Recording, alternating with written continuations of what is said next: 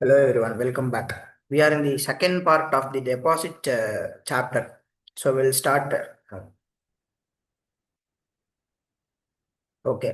இது வரைக்கும் நம்ம என்னென்ன பார்த்தோம்னா டெபாசிட்னா என்ன, எதெல்லாம் டெபாசிட் கிடையாது, some basic features. So first part of the chapter is completed now. So now we are at the second part of chapter. Sir, எல்லா கம்பெனியும் டெபாசிட் அக்செப்ட் பண்ணலாமா? கொஸ்டின் மார்க் வருது இல்லையா? There is a concept called eligible company who can accept deposits from the public. Who are those eligible companies? Let's see one by one. Eligible company means a public company. That's why I have highlighted that also. A public company referred in section 76. Section is not a big deal now. As of now, understanding the law is a big deal. Section and all you can read it at your own. Having a net worth of not less than 100 crores or turnover not less than 500 crores and has received prior consent in the general meeting by passing a special resolution. இந்த special ரெசல்யூஷன்ல ஒரு exemption இருக்கு. 181C ஒரு limit இருக்கு. அந்த 181C லிமிட்டுக்குள்ள you are raising deposits அப்படின்னா ordinary resolution is sufficient, is suffice. There is no need to go for special resolution and all. If you are exceeding the amount prescribed in 181C, which is nothing but 100% of paid up capital free reserves plus securities premium. So அதுதான். அதை cross பண்ணுறோன்னா special resolution வேணும். அதை cross பண்ணல அப்படின்னா ordinary resolution இருந்தால் போதும். And நான் இந்த ப்ரேயர் கன்சர்ன் வாங்கினேன் இல்லையா, இதை வந்து ஆர்ஓசியில் ரெஜிஸ்டர் ஆஃப் கம்பெனிஸ்ட சப்மிட் பண்ணி I have to get approve. Sir, even though நான் டெபாசிட்டே அக்செப்ட் பண்ணாலும் this will not be consider as deposits. எந்தெந்த கம்பெனி சார்? Banking company, NBFCs and any other company notified by the central government. So provisions regarding acceptance of deposits from members. Let's see one by one. முதல்ல special resolution pass பண்ணோம். as said above, என்ன special என்ன resolution pass பண்ணணுமோ அந்த மாதிரி resolution பார்த்து pass பண்ணணும். அடுத்தது ஒரு சர்க்குலர் இஷ்யூ பண்ணணும். அந்த சர்க்குலர்ல முக்கியமான ஒரு ஸ்டேட்மெண்ட் இருக்கணும். என்ன statement? Stating number of depositors, amount of deposits, amount due towards previously accepted depositors if any. அதாவது எவ்வளோ டெபாசிட்டர்ஸ் இருக்கான், எவ்வளோ அமௌண்ட் இருக்கு, இதுக்கு முன்னாடி யார்ட்டையாவது வாங்கி ஏதாவது டியூ நான் பே பண்ணாமல் வச்சிருக்கேன்னா இது எல்லாத்தையும் ஒரு ஸ்டேட்மெண்ட்ல DBT 1ல company shall send the circular either in registered post with acknowledgement or speed post. Okay. And இங்கே தான் ஸ்டாச்சுரி ஆடிட்டருக்கு ஒரு முக்கியமான ஒரு வேலை இருக்கு. என்ன வேலை பார்ப்போம். The statutory auditor of company shall certify that the company has not made any default in repayment in respect of interest payments of the previously accepted deposits. முன்னாடி அக்செப்ட் பண்ண டெபாசிட்டுக்கு will be paying interest back that we studied in features. So அப்படி இன்ட்ரெஸ்ட்டை நம்ம repay பண்ணுறதுல ஏதாவது default வச்சிருக்கேனா இல்லை வைக்கலையா அப்படிங்கிறத statutory auditor has to see this. In case ஏதாவது டிஃபால்ட் பண்ணிட்டேன் அப்படின்னா அந்த டிஃபால்ட்டை சரி பண்ணதுலேருந்து ஆஸ் யூஷுவல் 5 இயர்ஸ்க்கு அப்புறம் தான் I can go for accepting new deposits. That should also be shared in the statutory auditors report. Sir, நான் சர்க்குலர் போன வருஷம் இஷ்யூ பண்ணேன், இந்த வருஷம் நான் அதை வச்சு டெபாசிட் வாங்கிக்கலாமா அப்படின்னா நோ. earlier of following தான் சர்க்குலர் will be valid. என்னது? up to 6 months from the date of closure of financial year or the date on which financial statements are laid on before AGM. So இந்த date கொஞ்சம் crucial. இந்த டேட்டை பார்த்துக்கணும். So இதை பார்க்குறவங்க யாருக்காவது இந்த மெட்டீரியல் வேணும்னா kindly messages in Gmail or Instagram will send it to your personal ID. And this is not published anywhere. This is my own copyrighted book. Okay, next. Circular ready பண்ணணும் இல்லையா, அந்த சர்க்குலரை எத்தனை நாளுக்குள்ள கவர்மெண்ட்டுக்கிட்ட ஃபைல் பண்ணணும்? It should be filed within 30 days before the date of issue of circular to the general public and whomever you are going to accept. அவங்க accept பண்ணுறவங்க சர்க்குலர் அனுப்புறதுக்கு முன்னாடி 30 daysக்கு முன்னாடி ஆர்ஓசிட்ட அதை ஃபைல் பண்ணிடணும். சார் டெபாசிட் ரீபேமெண்ட் ரிசர்வ் அப்படின்னு ஒரு account ஒன்று ஓப்பன் சார். அது என்ன அக்கௌண்ட்னா, அது ஒரு அமௌண்ட் சேவ் பண்ணிகிட்டே வரணும். எவ்வளோ அதை சேவ் பண்ணணும்னா, அந்த வருஷம் எவ்வளோ அமௌண்ட் மெச்சூர் ஆக போகிறதோ அந்த அமௌண்ட்டில் அட்லீஸ்ட் 20% வந்து நான் அந்த அந்த அந்த அந்த அக்கௌண்ட்டுக்கு 30th ஏப்ரலுக்குள்ள on or before 30th April of every year I have to deposit. So that is what given here. The company is required to deposit on or before 30th April of every year at least 20% of deposits maturing during the following financial year, and a bank in a separate bank account called as department DRRR, etc. Okay, no issues. Exemptions to certain private companies. மேல சொன்ன எல்லாத்துக்கும் ஒரு சில ஒரு சில கம்பெனிக்கு exemptions இருக்கு. என்னென்ன? 181C. This is what I said. Apply to private company. எல்லாத்துக்கும் basic. It should be a private company. இந்த ப்ரைவேட் கம்பெனி 181Cக்குள்ள அக்செப்ட் பண்ணணும். சரி, இதை 181C எழுதிடாதீங்க. Write whatever given in the book directly. ICI புக்கில் என்ன கொடுத்துருக்கோ அதை டேரெக்டாக எழுதுங்க. See, இந்த என்டையர் கிளாஸுமே is just to understand the law. We are helping to understand and quickly revise the law. That's it.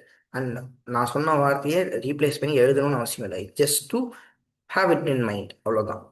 Kindly replicate the text what is given in the book. Or which is a startup for 5 years from the date of its incorporation. Startupனா as usual DPIA private கம்பெனியாக இருக்கணும். DPIA வந்து ஸ்டார்ட்அப்னு recognise பண்ணியிருக்கணும். அவங்க வந்து ஸ்டார்ட்அப்னு சொல்லுவோம். Startup for 5 years from the date of incorporation. Or which fulfills all of the conditions given below. என்ன? Which is not a subsidiary or associate of any other company, and if borrowings வேறு ஏதாவது financial இன்ஸ்டிடியூஷன்ல வாங்கியிருக்கான்னு பாரு. அப்படி வாங்கியிருந்ததுன்னா அது 50 crores or twice of paid up share capital, whichever is lower குள்ள இருக்கான்னு பாரு. And எந்த லோனும் ரீபேமெண்ட் பண்றதுல டிஃபால்ட் எதுவும் பண்ணாம இருக்கேனான்னு பாரு.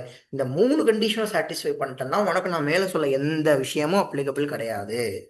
விச் மீன்ஸ் நீ இந்த கண்டிஷன்ஸ் எதையும் ஃபுல்ஃபில் பண்ணணுங்கிற அவசியம் இல்லை. You can directly go ahead and accept deposits. Clear? Next, provision for security. செக்யூரிட்டினா எஸ், சார்ஜ் கிரியேஷனை பற்றி இந்த பாயிண்ட் பேச, வேற ஒன்றுமே இல்லை. You have to create charge, that's it. Repayment of deposits. Sir நான் சொல்ற டேட்ல ரீபே பண்ணணுமா இல்லை அவங்க சொல்ற டேட்ல ரீபே பண்ணணுமா? 2 பேரும் சேர்ந்து அக்ரி பண்ணி ஒரு டேர்ம்ஸ் அண்ட் கண்டிஷன் வந்திருக்கும்ல. அந்த டேர்ம்ஸ் அண்ட் கண்டிஷன்ல என்ன, எப்போ ரீபே பண்ணணும், எப்படி ரீபே பண்ணணும், எவ்வளோ ரீபே பண்ணணும்னு சொல்றதோ அந்த டேர்ம்ஸ் அண்ட் கண்டிஷன் பொறுத்த மாதிரி it should B repay. Application to NCLT if the company fails to repay the deposits. Sir maturity period வந்தாச்சு, ஆனால் அவங்க வந்துட்டு ரீபேயே பண்ணல சார். இப்போ நான் என்ன பண்ணுறது sir? Go to NCLT, why it is there. சும்மா எதுக்கு உட்காந்துருக்கு? NCLTக்கு போய் கேஸை போட்டு வாங்கிக்கோ. சார் நான் டிஆர்ஆரில் ஒரு அமௌண்ட் வச்சுருக்கேன், அந்த அமௌண்ட் வச்சு டிவிடெண்ட் கொடுக்கலாமா? அதெல்லாம் பண்ணவே கூடாது.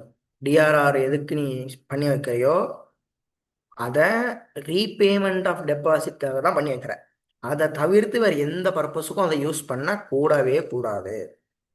Next, tenure. Minimum 6 months deposit accept பண்ணணும். மேக்ஸிமம் 36 months அக்செப்ட் பண்ணலாம். சார் இயர் ஒரு எக்ஸம்ஷன். இந்த எக்ஸம்ஷனை வந்து அடிக்கடி ICIS favourite part in testing this must part. Let's see what is the exemption now. The company can accept deposits to meet short-term requirement for a period less than 6 months. அங்கே 2 condition இருக்கு. less than 6 months accept பண்ணிக்கோ, ஆனால் இந்த 2 கண்டிஷனை solve பண்ணு.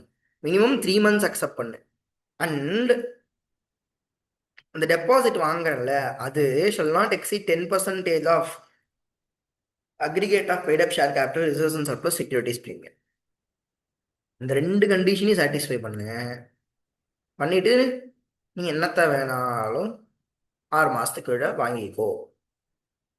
கிளியரா? Okay, next. Maximum எவ்வளோ sir accept பண்ணலாம்? 35% மெம்பர்ஸ்டேருந்து பண்ணிக்கலாம். ஓகே, இந்த 35%க்கு ஒரு சில பிரைவேட் கம்பெனிஸ்க்கு எக்ஸம்ஷன் இருக்கு. அந்த இந்த எக்ஸம்ஷன் கண்டிஷன் என்னன்னா, நான் மேலே சொன்ன அந்த ப்ரைவேட் கம்பெனியோட எக்ஸம்ஷன் அதே எக்ஸம்ஷன். அண்ட் இதில் ஒரு சின்ன சேஞ்ச் என்னன்னா ஸ்டார்ட் அப் ஃபார் 10 years, மேலே 5 years, that's it. Sir trustee appoint பண்ணணுமா? Let's see that here.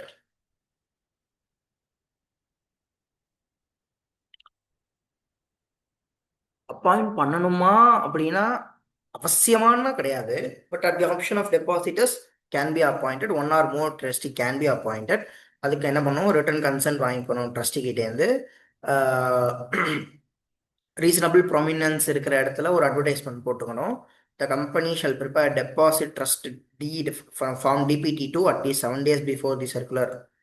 அங்கே சர்க்குலர் இஷ்யூ பண்ணுவோம்ல, அதுலேருந்து 7 daysக்கு முன்னாடி DPT2 ஃபார்ம் ரெடி பண்ணிக்கணும். Any person or a company dealing in trusteeship shall not be the trustee if. Sir who can not be a trustee of depositor can be asked. Any person or a company dealing in the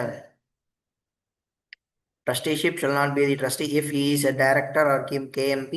He has a material pecuniary relationship with the company, or who is indebted to the company or its subsidiary or its associates.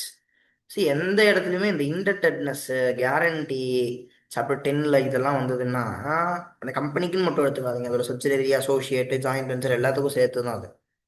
Okay, ஒரு ட்ரஸ்டியை remove பண்ணலாமா நம்ம deposit இருந்துச்சா? அப்படிலாம் பண்ண முடியாது. Circular notice எல்லாம் இல்லாமல் trustee cannot be removed. டெபாசிட்டரோட மீட்டிங்கை ட்ரஸ்டி கால் பண்ணலாமா? எஸ், கால் பண்ணலாம். எப்போ? 1/10 of depositor has to given written consent, கூப்பிட்டுக்கோ அப்படின்னு. ஆர் அந்த டெபாசிட்டர்ஸோட ரைட்ஸ் ஏதாவது டிஸ்டர்ப் ஆக போகிறது, ஏதாவது அஃபெக்ட் ஆகுது அப்படின்னா அப்போ the trustee can call the meeting. Clear, clear, clear, clear, clear. Next. What is left here? Ceiling rate. Maximum shall not exceed the maximum rate as prescribed by RBI. Joint aim can be 3 நாள் வச்சுக்கலாம். Deposit receipt, deposit வாங்கினதுலேருந்து 21 daysக்குள்ளே you have to prepare deposit receipt and give it to the person who has deposited the amount. Return file பண்ணணுமா? Return file பண்ணணும். 31st March வரைக்கும் இருக்கிறத 30th Juneக்குள்ளே file பண்ணணும். That's it. இதில் ஏதாவது நான் தப்பு பண்ணோன்னா 18% இன்ட்ரெஸ்ட்டு, பீனல் இன்ட்ரெஸ்ட்டும் உண்டு. கிளியரா? All these conditions are same for from public. மேலே பார்த்தது ஃப்ரம் மெம்பர்ஸ், இங்கே ஃப்ரம் பப்ளிக். எல்லா கண்டிஷனும் அப்படியே ditto ditto ditto ditto ditto. With this the entire deposit chapter has been completed. ஒரே ஒரு பாயிண்ட் என்னன்னா, இந்த ப்ரீமெச்சூர் டெபாசிட்ஸில் ரீபேமெண்ட் பண்ணும் பொழுது, ப்ரீமெச்சூர் டெபாசிட்ஸ்னால் ஒன்றுமே கிடையாது. 6 monthsக்கு மேலே 6 monthsக்கு மேலே டெபாசிட் பண்ணிட்டா, ஆனால் 6 monthsக்குள்ளேயே விட்ரா பண்ணணும்னு நினைக்கிறேன். அப்போனா என்ன பண்ணணும், நீ எவ்வளோ இன்ட்ரெஸ்ட் பே பண்ணணுமோ அதே 1% மைனஸ் பண்ணிட்டு மீதி இருக்கிற இன்ட்ரெஸ்ட் பே பண்ணால் போதும். That is sufficient. Register of deposit maintain பண்ணணுமா? அஃப்கோர்ஸ் எஸ், மெயின்டைன் பண்ணணும். Not less than for a period of 8 years it has to be maintained. With this, the entire chapter is completed.